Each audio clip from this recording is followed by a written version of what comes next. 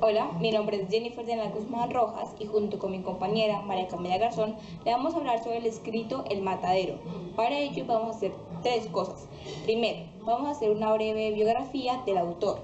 Segundo, vamos a hacer una síntesis de la obra y tercero, vamos a hacer un análisis de profundidad. Su escritor es el argentino Esteban Echeverría, una de las figuras fundamentales del romanticismo argentino hispanoamericano. Echeverría nació en 1805, en el Virreinato del Río de la Plata, siendo hijo de un español y una criolla.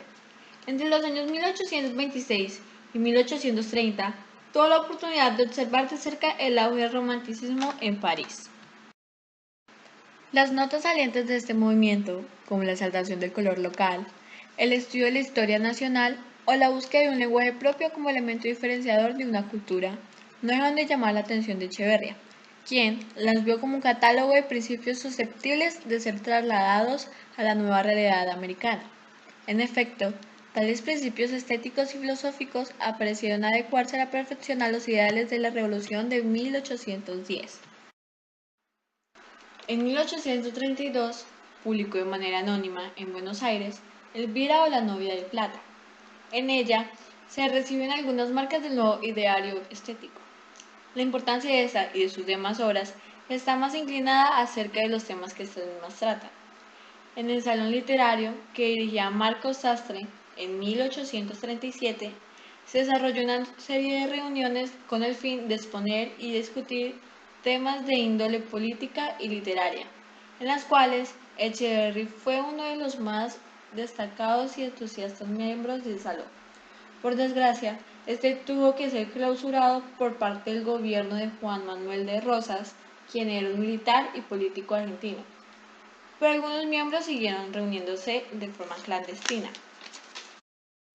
En junio de 1838 fue fundada la Asociación de Mayo, para la cual Echeverría redactó las palabras simbólicas, también conocidas como credo o creencias de la joven argentina. Esta trata de 15 enunciados que resumen el espíritu de la nueva generación. Fue aprobada en este mismo año, cuando la policía de Rosas había descubierto las actividades de la Asociación de Mayo. El 1 de enero de 1839 ya fue exiliado hacia Montevideo. Juan Bautista Alberdi publicó el credo en el periódico El Iniciador, bajo el título de Código. En este mismo año se recrudeció la presión del gobierno de Rosas hacia sus opositores políticos, lo cual obligó a casi todos los miembros de la asociación a salir de Argentina.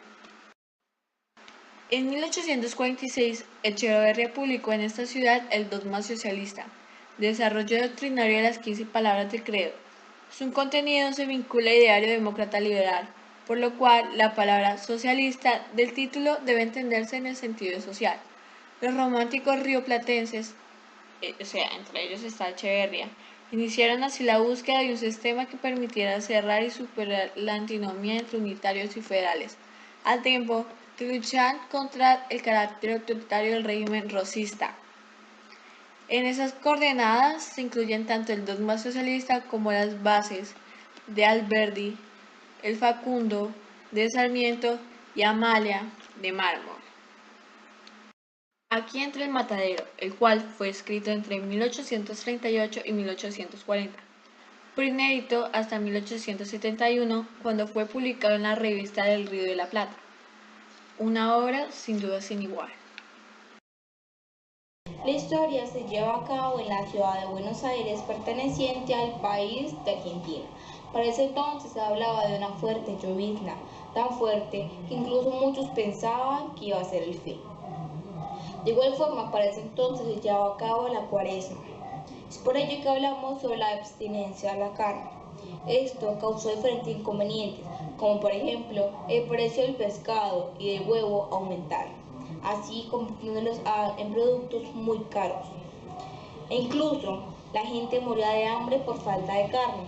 Es por esto que el restaurador mandó a traer 50 novillos cortos. Claramente, el primer novillo que mataron era para el restaurador. Después de un cuarto de hora, habían tendidos en la playa del Matadero 49 novillos. En el transcurso del texto vamos a rescatar cosas como se fue del matadero, que era el caudillo de los carniceros y que ejerce el poder en aquella república por delegación del restaurador. También hablamos sobre la casilla, que era un edificio ruin y pequeño, casi invisible en los corrales, donde se hacía la recaudación de los impuestos de corrales y se cobraban las multas por violación de reglamentos. De igual forma, hablamos sobre la heroína Doña Encarnación Escurra, que era la difunta esposa del restaurador, y la veneraban como viva por sus virtudes cristianas y su federal heroísmo en la revolución contra Balcarce. Después comenzó la repartición de los novillos. Se tiraban sangre, estiércol, se escuchaban palabras soeces, hasta que el juez mandaba restablecer el orden. Como el autor mismo lo dijo, la escena que se presentaba en el matadero era para vista, no para escrita. Un animal había quedado en los corrales, que tenía apariencia tanto de toro como novillo. Es por ello que se generó una discusión entre las personas. No, que este es un toro, que no, que este es un novillo. Pero sin darse cuenta, el animal está huyendo. Un joven, buscando capturar al animal, lamentablemente salió degollado. El toro llegó a la ciudad. Sin embargo, después de haber corrido casi 20 cuadras en distintas direcciones, encontró su perdición. Quedó acorralado, para después ser mandado de nuevo al matadero. Allí se encontró con Matasiete, quien le enterró una daga y orgulloso se lo mostró al público, muerto. Todo el mundo estaba retirándose a sus casas, cuando un carnicero exclamó que venía un unitario. Rápidamente todos se dieron vuelta. Era un joven de aproximadamente 25 años, al que Matasiete atacó por el simple hecho de ser unitario, según ellos. Aún el joven, aturdido por la golpiza, Matasiete tocó la daga y se la puso en la garganta. Rato más tarde empezó a pasar el filo de la daga.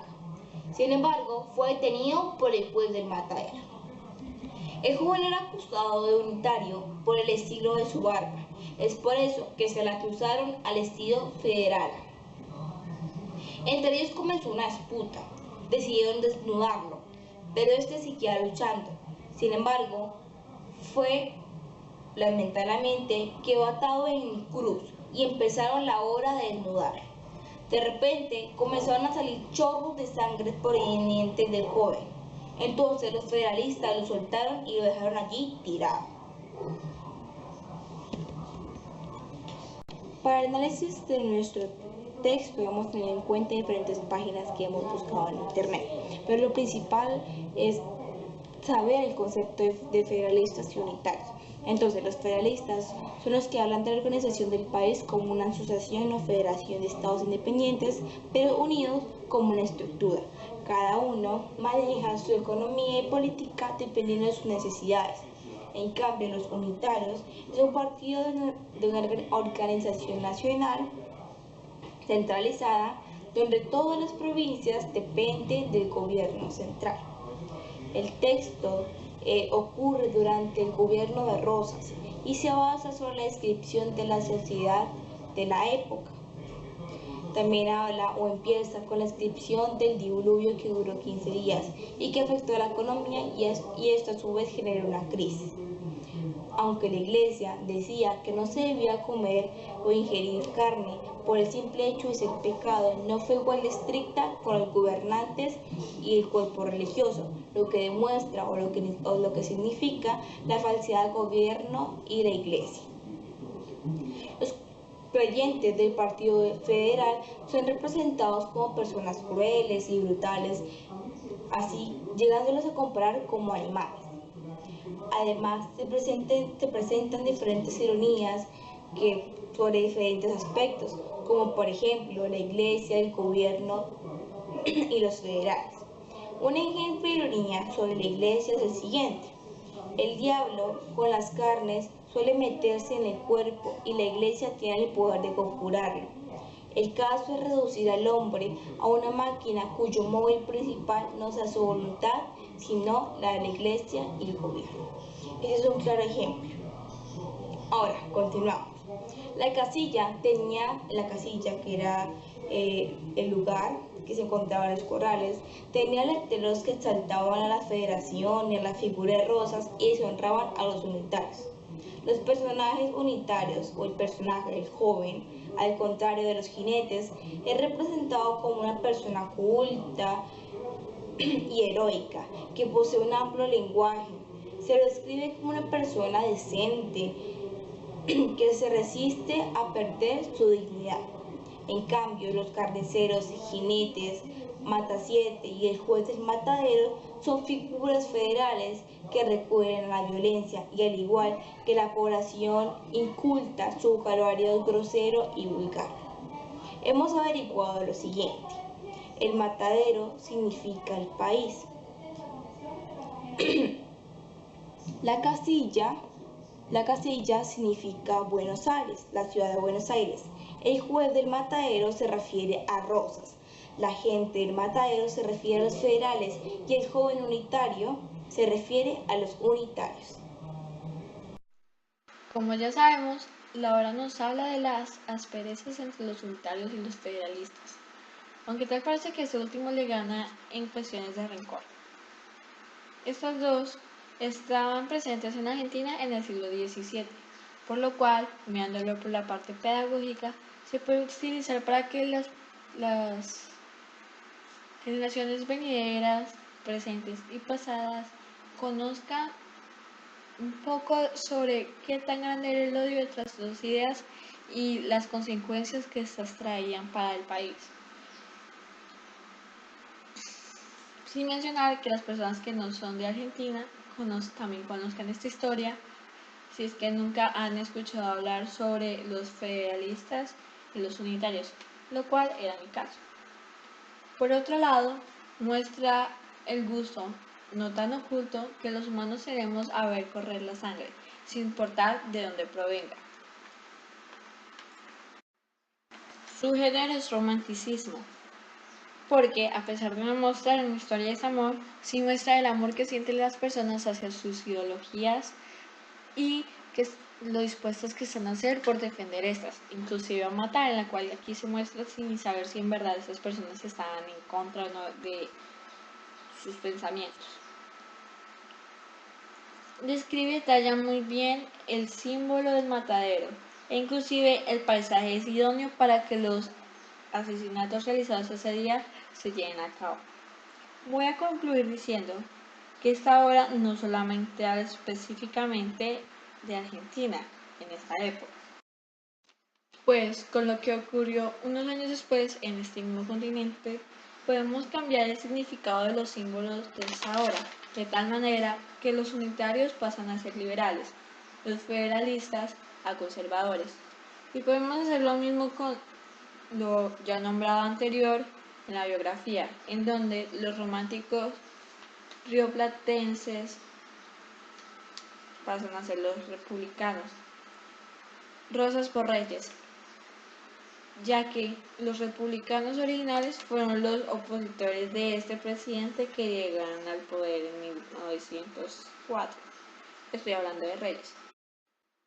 Y el último cambio sería Argentina por Colombia.